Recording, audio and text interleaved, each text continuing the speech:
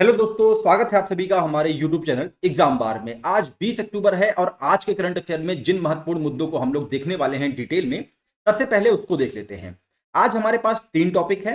पहला global remote work index 2023, दूसरा global pension index 2023 और तीसरा एक रिपोर्ट है the imperative of cutting methane from fossil fuel. जानेंगे कि ये रिपोर्ट कौन जारी किया, साथ ही यहां से हमारे एग्जाम के पॉइंट ऑफ व्यू से कौन कौन से इंपॉर्टेंट फैक्ट निकल के आ रहे हैं। इंडेक्स यानी कि सूचकांक। सूचकांक से आप जो है अक्सर अपने एग्जाम में एक ना एक प्रश्न देखते होंगे, तो ये सेशन इंपॉर्टेंट होगा, तो अंत तक जरूर बने रहिएगा। शुरुआत करते हैं आज के प्रश्न के साथ। आज का प्रश्न है, निम्न में से किस एक संस्था द्वारा एडॉप्शन गैप रिपोर्ट जारी किया जाता है? Adoption gap report is issued by which one of the following organisation? आपके ऑप्शन है World Bank, UNEP, IMF, IUCN. अगर आपको इसका राइट आंसर पता हो तो आप कमेंट सेक्शन में जरूर मेंशन करें, और एग्जाम में अक्सर ऐसे प्रश्न देखे जाते हैं। चलिए शुरुआत करते हैं आज के करंट अफेयर के वन लाइनर फैक्ट के साथ।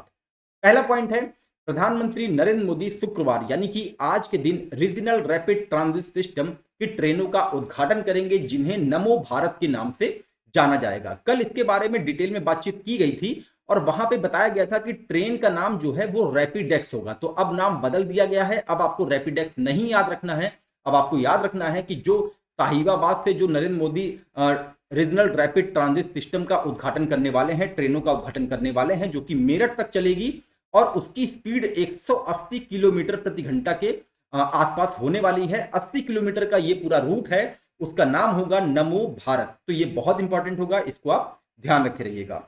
नेक्स्ट पॉइंट की बात करें, राष्ट्रीय हस्तशिल्प प्रदर्शनी गांधी बुनकर मेला कोलकाता में आयोजित की जा रही है। नेक्स्ट पॉइंट, अरुणाचल प्रदेश ने राज्य में बाघ अभ्यारण्यों के लिए विशेष बाघ सुरक्षा बल के गठन को मंजूरी दी है। ये अरुणाचल प्रदेश हमारा नॉर्थ ईस्ट में पड़ता है, और नॉर्थ ईस्ट के जितने भी स्टेट हैं वो सारे के सारे एग्जाम के पॉइंट ऑफ व्यू से इंपॉर्टेंट होते हैं। और अभी की बात कर लूं, खासतौर की मणिपुर लगातार जो है इस वर्ष चर्चा में रहा है। तो मणिपुर से रिलेटेड आप हर उन फैक्ट को ध्यान दीजिए जो कि एग्जाम के पॉइंट ऑफ व्यू से बहुत इंपॉर्टेंट होने वाले हैं। आगे बात करते हैं, पंजाब सरकार द्वारा राज्य को पूर्णतः नशा मुक्त बनाने के लिए होप इनिशिएटिव पहल की शुरुआत की गई। अशोक टंडन द्वारा लिखित पुस्तक रिवर्स स्विंग को पेट्रोलियम मंत्री हरदीप सिंह पुरी ने लॉन्च किया। अब चूंकि ये केंद्रीय मंत्री हैं, इन्होंने लॉन्च किया, तो ये बुक जो है एग्जाम के लिए इंपॉर्टेंट होगा। तो रिवर्स स्विंग नामक पुस्तक के लेखक कौन है? अशोक टंडन है, इसको आप ध्यान रखे रहिएगा। आगे बात करते हैं, केंद्र सरकार ने विमानन क्षेत्र को सुगम और बेहतर बनाने के प्रयासों के तहत विमान नियम 1937 में संशोधन किया है, और इसके तहत कमर्शियल पायलट लाइसेंस की वैधता अवधि को बढ़ाकर अब 10 साल कर दी गई है, जो कि पहले 5 साल होती थी। तो बहुत इंपॉर्टेंट होगा, इसको आप ध्यान रखे रहिएगा। नेक्स्ट पॉइंट की बात करेंगे ऑपरेशन चक्र 2 के बारे में। ऑपरेशन चक्र 2 का संबंध किससे है? सीबीआई से है। और ये मतलब कि इस ऑपरेशन के द्वारा क्या किया जाता है? साइबर सक्षम अपराध सिंडिकेट को नष्ट किया जाता है। नेक्स्ट पॉइंट की बात करें, उद्योग निकाय इंडिया हाइड्रोजन एलायंस के अनुसार घरेलू हाइड्रोजन उपकरण विनिर्माण और सेवा बाजार वर्ष 2030 तक 45 से 50 बिलियन डॉलर तक पहुंचने की उम्मीद है। अब आगे हम बात करते हैं व्यक्ति विशेष के बारे में। तो कल 2 व्यक्ति थे जो कि चर्चा का केंद्र बने हुए थे। तो न्यूज ये है कि राष्ट्रपति द्रौपदी मुर्मू ने त्रिपुरा और उड़ीसा राज्य के नए राज्यपालों की नियुक्ति की है। राष्ट्रपति भवन के विज्ञप्ति के अनुसार इंद्रसेना रेड्डी नल्लू को त्रिपुरा का राज्यपाल बनाया गया है। वे सत्यदेव नारायण आर्या का स्थान लेंगे, और वहीं पे झारखंड के पूर्व मुख्यमंत्री रघुवर दास उड़ीसा के नए राज्यपाल होंगे, और ये प्रोफेसर गणेश लाल का स्थान लेंगे। तो ये हैं हमारे रघुवर दास जी, और ये हैं इंद्रसेन रेड्डी नल्लू जी। अब आगे हम बात करते हैं, जब यहाँ पे राज्यपाल की बात हो रही है तो एक बार हम इसका रिवीजन कर लेते हैं, क्योंकि हम जानते हैं कि आपको रिवीजन करने में समय लगेगा, आप एग्जाम के नजदीक आने का इंतजार करेंगे। तो भारतीय संविधान के अनुसार अनुच्छेद 153 के तहत राज्य के लिए एक राज्यपाल का प्रावधान किया गया है। एक व्यक्ति को 2 या 2 से अधिक राज्यों के राज्यपाल के रूप में नियुक्त किया जा सकता है। राज्यपाल केंद्र सरकार का एक नामित व्यक्ति होता है, जिसे राष्ट्रपति द्वारा नियुक्त किया जाता है। अब पात्रताएं क्या क्या होती हैं, इससे भी एग्जाम में प्रश्न बनते हैं। तो आप ये जान लीजिए कि राज्यपाल बनने के लिए उसे भारत का नागरिक होना आवश्यक है, आयु कम से कम 35 वर्ष हो। अधिकतम की कोई सीमा नहीं है, लेकिन कम से कम आप ध्यान रखेंगे कि 35 वर्ष आयु होनी चाहिए। संसद के किसी भी सदन या राज्य विधायिका का सदस्य नहीं होना चाहिए और लाभ का पद धारण न करता हो। तो ये उसकी पात्रताएं हैं राज्यपाल बनने के लिए। अब कुछ महत्वपूर्ण अनुच्छेद हैं जो कि राज्यपाल से रिलेटेड हैं, उसका हम रिवीजन कर लेते हैं। राज्यपाल को संविधान के अनुच्छेद 161 के तहत क्षमादान और दंड विराम आदि की शक्ति प्राप्त है। अनुच्छेद 163 क्या कहता है? राज्यपाल को उसके अन्य सभी कार्यों में सहायता और सलाह देने के लिए मुख्यमंत्री की अध्यक्षता में एक मंत्रिपरिषद का गठन किए जाने का प्रावधान अनुच्छेद 163 में है। अनुच्छेद 164 में क्या है? राज्य के मुख्यमंत्री और अन्य मंत्रियों की नियुक्ति राज्यपाल द्वारा की जाती है। अनुच्छेद 200 क्या कहता है? राज्यपाल राज्य की विधानसभा द्वारा पारित विधेयक को अनुमति देता है और अनुमति रोकता है या फिर राष्ट्रपति के विचार के लिए विधेयक को सुरक्षित रख लेता है। तो ये सारे आर्टिकल भी इंपॉर्टेंट होंगे और राज्यपाल न्यूज में चलें तो एक प्रकार से हमने इसका रिवीजन कर लिया। और बस इतना ही समय लगता है। आप लोग भी अगर कोई भी करंट अफेयर में ऐसा हमारा फैक्ट आता है जिससे आप ज्योग्राफी में या तो हिस्ट्री में या तो फिर पॉलिटी में जा सकते हैं, तो आप उसका लगे हाथ रिवीजन कर लिया करिए। चलिए अब आगे हम बात करते हैं ग्लोबल रिमोट वर्क इंडेक्स 2023 के बारे में। तो न्यूज ये है कि साइबर सुरक्षा कंपनी नार्ड लेयर के ग्लोबल रिमोट वर्क इंडेक्स ने 4 अलग अलग मानदंडों जो कि साइबर सुरक्षा, आर्थिक सुरक्षा, डिजिटल और भौतिक बुनियादी ढांचा और सामाजिक सुरक्षा के संदर्भ में दूर से काम करने के लिए एक रिपोर्ट जारी किया है। और इस रिपोर्ट के अनुसार भारत को ग्लोबल रिमोट वर्क इंडेक्स में 108 देशों में 64वें स्थान पर रखा गया है। यह पिछले वर्ष की तुलना में 15 स्थानों की भारी गिरावट को दर्शाता है, जिससे दूरस्थ कार्य के लिए देश की तैयारी के बारे में चिंता बढ़ गई है। भारत की निम्न स्थिति सभी 4 आयामों में खराब परिणामों के कारण है। मुख्य रूप से इसके डिजिटल और भौतिक बुनियादी ढांचे जिसमें भारत 77 स्थान पे है, सामाजिक सुरक्षा जिसमें भारत 74 स्थान पे है। अब आगे हम बात कर लेते हैं रिपोर्ट में और क्या क्या उल्लेख किया गया। डिजिटल और भौतिक बुनियादी ढांचे के संबंध में भारत का ई बुनियादी ढांचा दुनिया में सबसे खराब और 95वें स्थान पर है।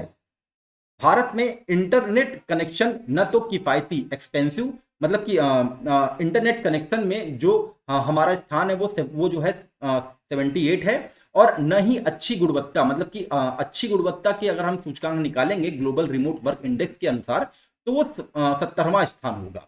साइबर और आर्थिक सुरक्षा के मामले में भारत का प्रदर्शन औसत है, क्रमशः 56 और 55 स्थान पर है। अगर हम शीर्ष देशों की बात करें तो शीर्ष देश में डेनमार्क, नीदरलैंड, जर्मनी, स्पेन और स्वीडन, ये हमारे 5 जो है शीर्ष देश हैं। तो अब हम आगे बात करते हैं ग्लोबल पेंशन इंडेक्स 2023 के बारे में। तो ये रिपोर्ट कौन जारी किया है? मर्सर ने जारी किया है। तो Mercer CFA institute global pension index ने हाल ही में विभिन्न देशों में सेवानिवृत्त आय प्रणालियों की रैंकिंग जारी किया है। नीदरलैंड इसमें शीर्ष स्थान पे है, आइसलैंड इसमें दूसरे स्थान पर और डेनमार्क इसमें तीसरे स्थान पर है। ये आप फैक्ट ध्यान रखे रहेंगे। रिटायरमेंट इनकम सिस्टम एनालिसिस के अनुसार 47 देशों की सूची में भारत का स्थान 45वां है, मतलब कि अगर 2 और स्थान ये गिर जाता तो एकदम आखिरी में होता। अर्जेंटीना का सूचकांक मूल्य में सबसे कम है और इसलिए अर्जेंटीना जो है ग्लोबल पेंशन इंडेक्स में सबसे नीचे स्थान पे है। अब आगे हम बात करते हैं the imperative of cutting methane from fossil fuel नामक रिपोर्ट के बारे में। तो हाल ही में अंतरराष्ट्रीय ऊर्जा एजेंसी और यूएनईपी द्वारा आयोजित जलवायु और स्वच्छ वायु गठबंधन ने संयुक्त रूप से जीवाश्म ईंधन से मीथेन को काटने की अनिवार्यता शीर्षक से एक रिपोर्ट जारी की है, जिसमें ग्लोबल वार्मिंग में लक्षित महत्व पर प्रकाश डाला गया है। रिपोर्ट के अनुसार दुनिया भर में सालाना लगभग 580 मिलियन टन मीथेन उत्सर्जन होता है। इनमें से 60% उत्सर्जन मानव गतिविधि का परिणाम है। वर्ष 2022 की बात करें तो रिपोर्ट के अनुसार वर्ष 2022 में लगभग 120 मिलियन टन मीथेन उत्सर्जन अकेले जीवाश्म ईंधन गतिविधियों से हुआ। यदि वर्तमान रुझान जारी रहा तो वर्ष 2020 और 30 के बीच कुल मानव जनित मीथेन उत्सर्जन 13% तक बढ़ सकता है। ये बहुत ही इंपॉर्टेंट फैक्ट है, इसको आप ध्यान रखेंगे। और अगर इन्वायरमेंट से रिलेटेड ऐसा कोई निबंध आपके एग्जाम में आता है और अगर आप वहां पे आप ये सब फैक्ट देते हैं तो एग्जामिनर की नजर में आपका निबंध जो होता है वो बहुत ही रिच होता है। तो ये सब फैक्ट भी आप लोग को ध्यान रखना चाहिए। अब आगे बात करते हैं। रिपोर्ट के अनुसार ग्लोबल वार्मिंग को पूर्व औद्योगिक स्तर से 1.5 डिग्री सेल्सियस तक बनाए रखने के लिए मीथेन उत्सर्जन को कम करना होगा। मीथेन ग्रीन हाउस गैस है जो औद्योगिक क्रांति के बाद लगभग 30% की दर से ग्लोबल वार्मिंग में योगदान दे रही है। मीथेन को विशेष रूप से कम करने के उपाय आवश्यक हैं और डीकार्बोनाइजेशन प्रयासों का समर्थन करना चाहिए। वर्तमान तकनीकी के अनुसार वर्ष 2030 तक जीवाश्म ईंधन से लगभग 80 मिलियन टन मीथेन उत्सर्जन से बचा जा सकता है। वर्ष 2050 तक ये पहल ग्लोबल वार्मिंग को लगभग 0.1 डिग्री सेल्सियस तक रोकने में सक्षम होती है और नेट जीरो परिदृश्य में तेल और गैस क्षेत्र में सभी मीथेन कटौती पहलों पर वर्ष 2030 तक लगभग 75 बिलियन अमेरिकी डॉलर की लागत आएगी। तो ये सारी जो डेटा है ना, ये इसी रिपोर्ट से रिलेटेड है। तो एग्जाम के पॉइंट ऑफ व्यू से, खास तौर की मेंस या फिर अगर जो मेंस में हमारे आता है ऐसे, तो इसके लिए ये बहुत इंपॉर्टेंट डेटा प्रोवाइड करवा दिया है। तो इसको आप लोग एक जगह नोट कर लीजिएगा। अब आगे हम बात करते हैं, जब यहाँ पे बात यूएनईपी की आ रही है और आज के प्रश्न का आंसर भी आपको यहीं पे मिलने वाला है।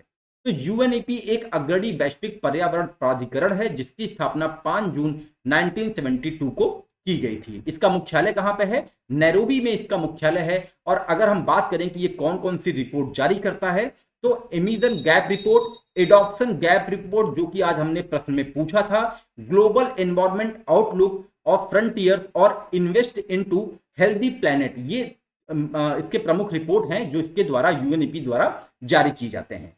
तो ये तो रहा आज का करंट अफेयर। अब हम देखते हैं कि आज के करंट अफेयर से कौन कौन से ऐसे फैक्ट आए हैं जिसको हमको ध्यान करना चाहिए। रीजनल रैपिड ट्रांजिट सिस्टम की ट्रेनों का जो नाम है वो क्या दिया गया है? नमो भारत। विशेष बाघ सुरक्षा बल का गठन कौन सा राज्य किया है? अरुणाचल प्रदेश। रिवर्स स्विंग पुस्तक के लेखक कौन है? Ashok Tandon. Commercial pilot licence की वैधता अब कितने वर्ष हो गई है? 10 वर्ष हो गई है। ऑपरेशन चक्र का संबंध किससे है? सीबीआई से है, साइबर अपराध से है। और ग्लोबल रिमोट वर्क इंडेक्स में भारत का स्थान 64वां है। वहीं ग्लोबल पेंशन इंडेक्स 2023 में भारत का स्थान 45वां है। और साथ ही the imperative of cutting methane from fossil fuel नामक रिपोर्ट कौन जारी किया है? यूएनईपी जारी किया है। तो ये आज के करंट अफेयर से इंपॉर्टेंट फैक्ट हैं जिसको आप ध्यान रखे रहेंगे। तो मिलते हैं आपको अपने अगले टॉपिक के साथ। तब तक के लिए नमस्कार, जय हिंद, जय।